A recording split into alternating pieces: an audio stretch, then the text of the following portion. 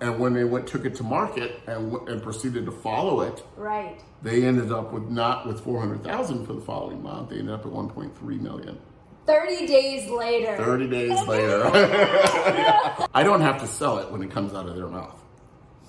Okay. When they're telling me what they're doing, right, I don't have to sell it back to them right. and say this is what you need to be doing.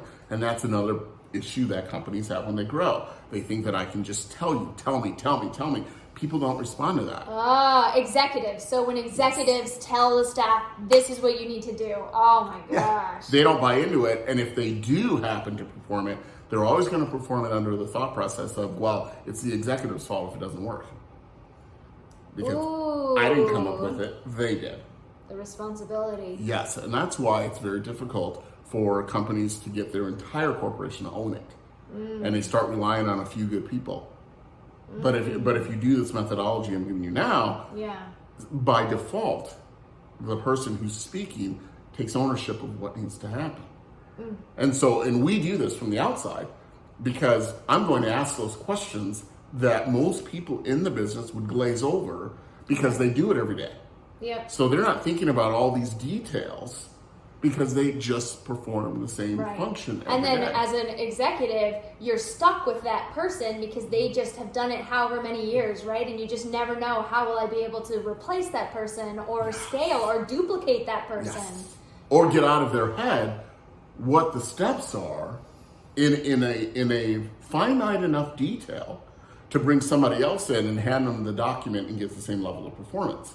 The way I illustrate to a lot of the CEOs is I'll say to them, it's kind of like driving a car. We've all been driving cars for decades. So for me, if you live 10 minutes away and I said, hey, I'm coming over right now, you know that within 10, 11 minutes I'm going to be there. Because I don't have to go through all of the steps to drive a car. I've been doing it for decades. Right. But now there's a 14-year-old or a 15-year-old that wants to drive a car, you have 10 minutes to give them a verbal dissertation on how to drive a car. Would you give them your keys?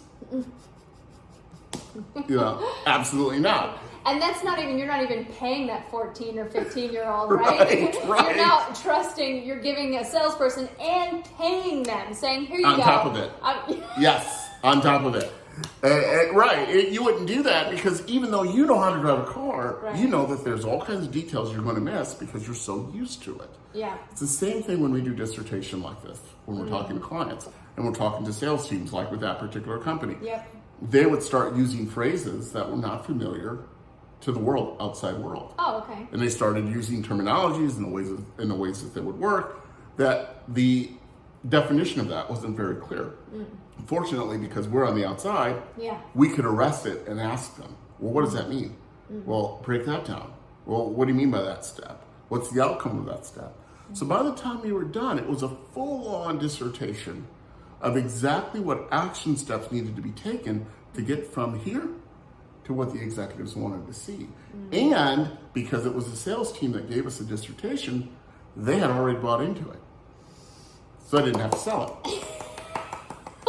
Bravo. It's a great trick. And once they had it, they felt ownership of the document. Wonderful. And when they took it to market and proceeded to follow it, they ended up with 400,000 for the following month. They ended up at 1.3 million.